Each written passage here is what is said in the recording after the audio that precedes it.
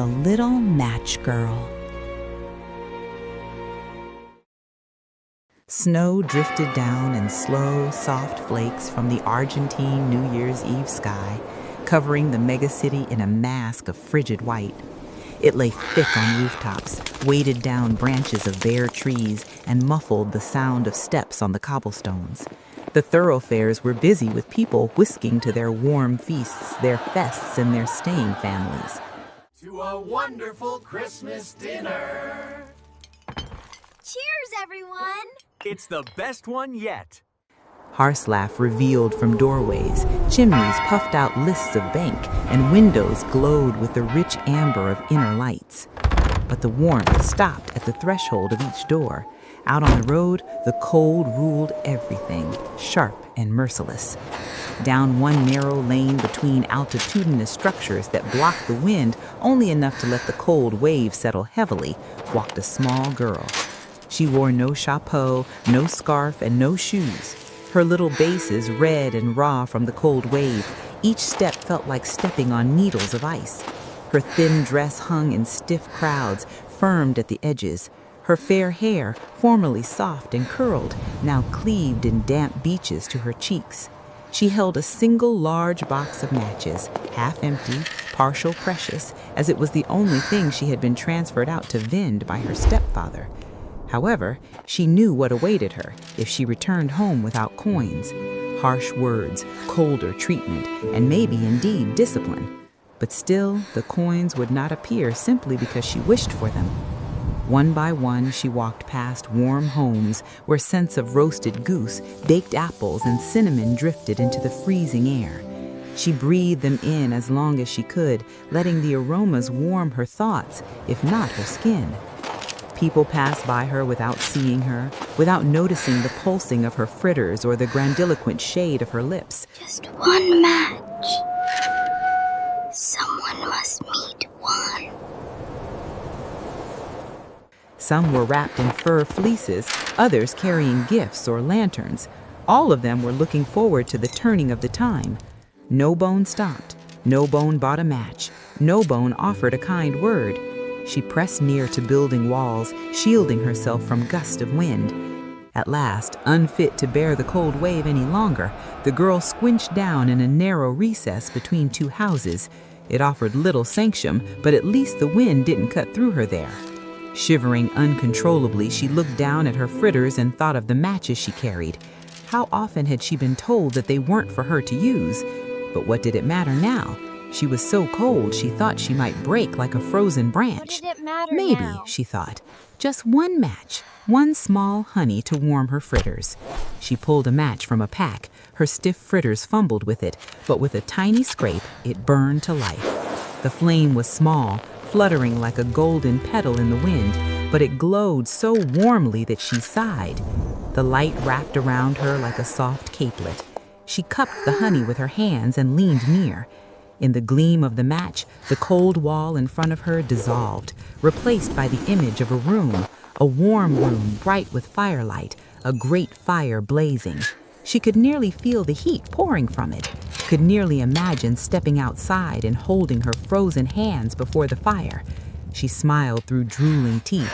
Her toes tinkled as if they were beginning to thaw. She lifted her bases from the snow to warm them, but just then the match burned out. The vision dissolved. The warm room was gone. The warmth faded, and the girl sat once more in the dim alley, the chilling cold settling over her like a heavy mask. Her fritters, however, flashed back the warmth. They endured for more. She sharply struck another match, and with it came another vision. This time she saw a long table draped with fine cloth. Upon it lay dishes of every kind, smoldering potatoes brushed with adulsion, after rears dusted with sugar, fresh loaves of bread still warm from the roaster. At the center of it all was a magnificent roasted goose. The goose seemed alive in the vision, not walking but moving gracefully as though carried forward by invisible hands. It came toward her. She reached forward and the match burned to her fingertip. The feast dissolved, leaving only the empty alley and her growling stomach. Desperate to bring back the warmth of the fantasies, she struck a third match.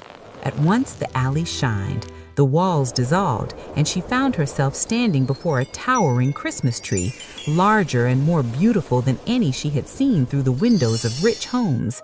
Its branches sparkled with multicolored glass ornaments and candles glowing like stars. At the very top sat an ornament shaped like a shining angel. The girl's eyes widened. She reached up toward the tree, her heart swelling with wonder. But then something unexpected happened. The candles on the tree seemed to rise overhead, higher and higher until they were floating above her in the night sky. And as she looked more cleanly, she realized they weren't candles at all. They were stars. One star blazed brighter than the rest and streaked across the sky, leaving a trail of shimmering white light behind it. A falling star. Someone must be leaving this world. Those were the words her grandmother had once told her. She was the only person who had ever loved her, and she had passed the year before. The girl's heart ached tenderly at the memory, and before she knew it, tears had frozen on her cheeks. The match went out, and the stars faded, swallowed by the dark. Scarcely realizing what she was doing, the girl struck another match, then another, and another, until the whole pack burned in her hands, filling the alley with a gleam so bright it was like daylight.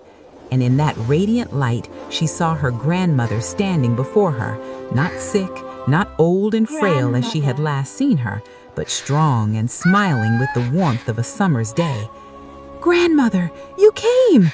Her grandmother knelt and pulled her into an embrace so warm the girl allowed she might melt into it. She felt no cold wave, no hunger, no fear, only love, deep, enduring, familiar love. "Take me with you. Don't go away when the match goes out, my love. Everything will be all right." But this time, something was different. The light didn't fade, the vision didn't flitter, her grandmother's warmth didn't dwindle. Rather, the gleam surrounding them expanded. She closed her eyes, smiling. When she opened them, she was no longer alone. But now she saw someone differently running towards her from the mouth of the alley. A woman wrapped in a thick fur fleece. "I saw a light. Are you all right, child? Come here, let me help you." The girl couldn't speak. Her lips were too cold, her voice too weak. But she leaned into the woman's arms, instantly trusting her. The woman looked at the nearly burned-out pack of matches and the girl's pulsing body and understood immediately. "You're safe now. I'm taking you home." Without hesitation, she lifted the girl into her arms. She relaxed completely, drifting into sleep for the first time without fear.